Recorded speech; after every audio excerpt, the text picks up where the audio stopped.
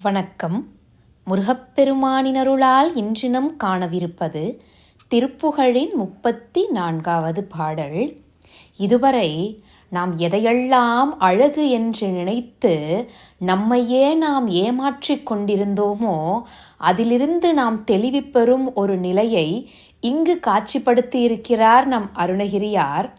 உததி அருள்மொண்டு சூழ்கொள் கருமுகில் என இருண்ட நீல மிக ஒளி திகழு மன்றல் ஓதி நரைபஞ்சு போல் ஆய் உதிரம் எடுத்துங்க வேள விழிமிடைக்கடை ஒதுங்கும் பீழைகளும் முடைத்தயிர் பிதர்ந்ததோ இது என வெம்புலால் ஆய் மதக்கரட தந்தி வாயின் இடைசொருகு பிறைத்தந்த சூதுகளின் வடிவு தரு கும்ப மோத்தி வளர்கொங்கை தோளாய் வனம் அழியும்